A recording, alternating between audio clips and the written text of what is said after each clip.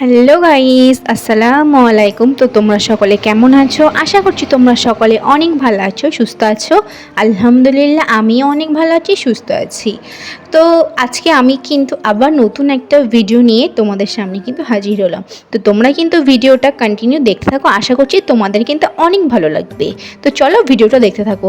তো ঘুম থেকে উঠেই ফার্স্ট আমি কিন্তু আনের জন্য একটু খাবার তৈরি করে নিয়েছিলাম, সুজি। তো ওকে খাইয়ে তারপরে কিছু বাইরে বৃষ্টি চলে এসেছিল, তো আমি সেগুলো জামা কাপড় শুকনো জামা কাপড়গুলো আর কি ঘরে এসে মেলে দিলাম। দিয়ে গোসল করে আমি তারপরে এই যে ফ্রিজ থেকে ডিম বার করে কিছু সবজি আমি রাত্রেবেলা করে কেটে রেখে দিই, সকালবেলা যেহেতু লেট হয়ে যায়, তো রাত্রেবেলা আমি একটু চেষ্টা করি কিছু কাজ গুছিয়ে রাখার। তো এই যে দেখতেই পাচ্ছ, এখানে কিন্তু আজ হবে লাউ রান্না আর কিন্তু উচ্ছে চচ্চড়ি। তো এই যে একটা ডিম, দেশি মুরগির ডিম আমাদের সেট দিয়েছিল কিছুটা, আহানের জন্য 5-6 পিস মতো দিয়েছিল, দেয়, মিথ্যা কথা বলবো না, ওনারা কিন্তু অনেক কিছু আমাদের দিয়ে থাকে। আর তারপরে দেখতে পাচ্ছ এক পিস আমি ডিম ওর জন্য কিন্তু ভাতে দিয়ে দিয়েছি। তারপরে স্কুল যাওয়ার আগে কিন্তু আমি ভাতটা বসিয়ে দিয়ে যাই।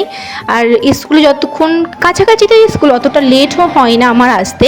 তো যতক্ষণ ওরা আমি স্কুলে দিয়ে আসি ততক্ষণ এখানে দেখি আমার ভাতটা ফুটে যায় আর কি। তো এখানে দেখতে পাচ্ছ ওই যে ওর জন্য আমি 1 বোতল পানি ভরে নিলাম। তো এবারেই কিন্তু বেরিয়ে পড়বো ওকে নিয়ে। 10টা সাড়ে 10টা নাগাদ মতো স্কুলটা কিন্তু ওপেন হয়। তো আমি লেট হয়ে গেছিলো আজকে অনেকটাই, 10টা 20 মতো বেজে গেছিলো। তো তাড়াহুড়ো করে কিন্তু করছিলাম। এই যে দেখতেই পাচ্ছ, কি বলো তো, এখানকার মানুষগুলো না এতটা ভালো যে স্কুলে লেট হলেও না কিছু বলে না, কারণ জানি যেহেতু বাচ্চা সকালবেলা ঘুম থেকে উঠলে কিন্তু ওদের মনটা অতটা ভালো লাগে না, একটু দেরি তো হবেই। তো 5-10 মিনিট দেরি হলে না কিছু বলে না। তারপরে এই যে দেখতে পাচ্ছ আমরা দুমামা এই যে টুকটুক করে বেরিয়ে পড়লাম। আর এতটা আজ রোদ বেরিয়েছিল, এই সকালবেলা দেখতে পাচ্ছিলে বৃষ্টি হয়েছে, কিছু জামা কাপড় রুমে নিয়ে চলে এসেছি। তো আবার কিছুক্ষণ পরেই কিন্তু বৃষ্টিটা থেমে গিয়ে ভীষণ পরিমাণে কিন্তু রোদ বেরিয়েছিল। এই যে এটাও সানডে থেকে সানডেতে আমরা ঘুরতে গেছিলাম, তো সেখান মল থেকে কিন্তু ওটা জিনিসটা নিয়ে এসেছিলো। তো বলছে মামি আমাকে এটা দাও, আমি স্কুলে নিয়ে যাব। তো এই যে ও কিন্তু খুব আনন্দ করতে করতে কিন্তু স্কুলে যাই। আর দেখতে পাচ্ছ অলমোস্ট স্কুলে কিন্তু আমরা পৌঁছে গেছি। আর এখানকার পরিবেশ না খুবই সুন্দর। স্কুলটা দেখতে পাচ্ছ কত পরিষ্কার পরিপাটি, রোজের কিন্তু এরা কিন্তু অনেক ফিনাইল দিয়ে কিন্তু রুমটা ক্লিন করে আর কি। আর খুবই পরিষ্কার পরিপাটি, দেখতে পাচ্ছ স্কুলটা কতটা পরিষ্কার পরিপাটি। এটা কিন্তু খিচুড়ি স্কুল, কিন্তু মনেই হবে না যে এটা কিন্তু খিচুড়ি স্কুল। তারপরে ওকে আমি কিন্তু স্কুলে পৌঁছে দিয়ে বাড়ি এসেই কিন্তু একদম রান্নার দিকে কিন্তু চলে গেছি।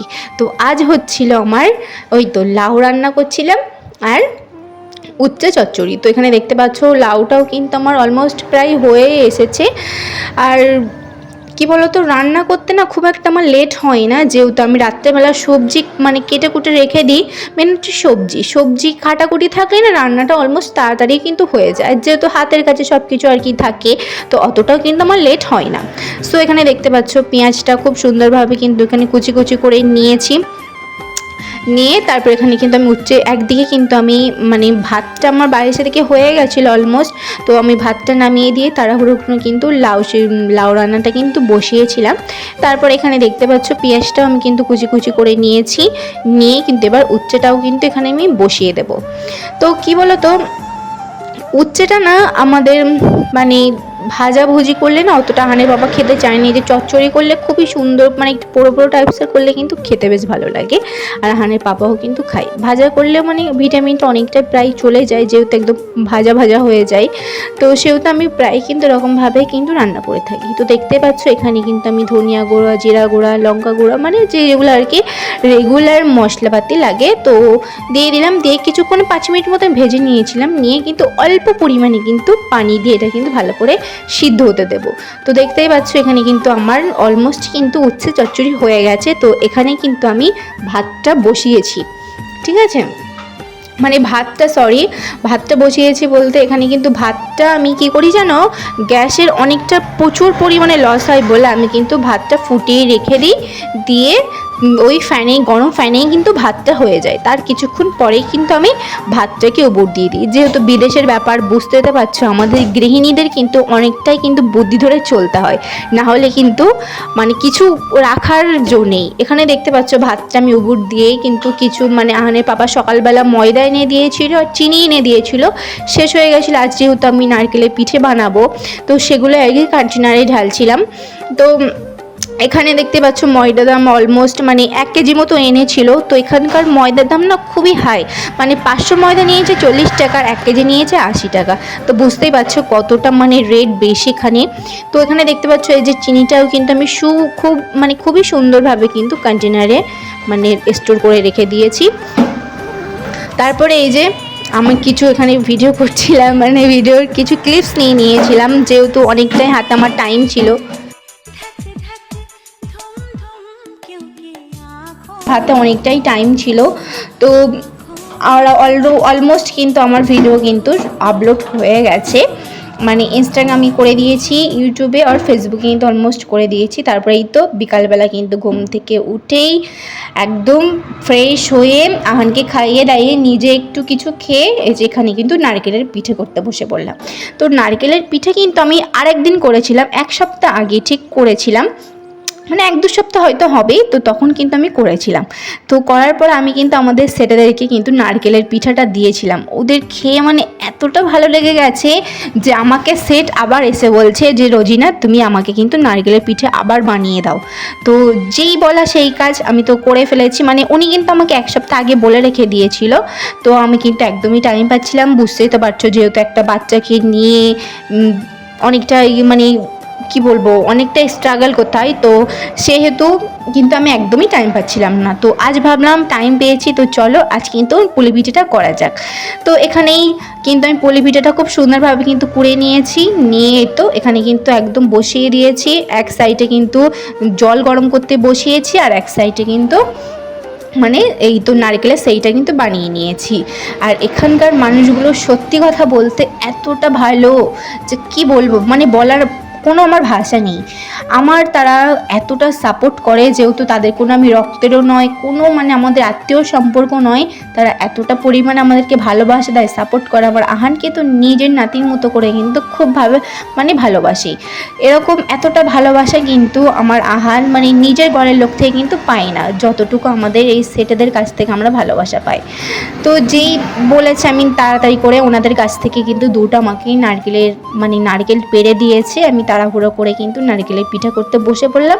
আর আহানের বাবা কিন্তু দুপুরবেলা খেতে এসে নারকেলগুলো কিন্তু ছিলে দিয়ে চলে গেছিলো। তো তারপরে আমি ঘুম থেকে উঠে মানে দুপুরে খাওয়া দাওয়া করি, ঘুম থেকে উঠেই কিন্তু আহানকে খাইয়ে এই তো নারকেলের পিঠা করতে কিন্তু বসে পড়েছি। যেহেতু এক হাতে করছিলাম অনেকটা টাইম লেগেছিলো, মানে বিকাল 5টার সময় বসেছি আর সেই রাত 8টার সময় কিন্তু উঠেছি। 3 ঘন্টা আমার কিন্তু টাইম লেগেছে এই পুলি পিঠেটা করতে। তো যাই হোক, আমার কিন্তু এতে এক বিন্দুও কোনো কষ্ট নেই, কারণ সবসময় একটা জিনিস ভাবতে হবে কি জানো তো, এই পৃথিবীতে যে তোমার হবে তুমি তার হও, যে তোমার হবে না তুমি তার হয়েও না।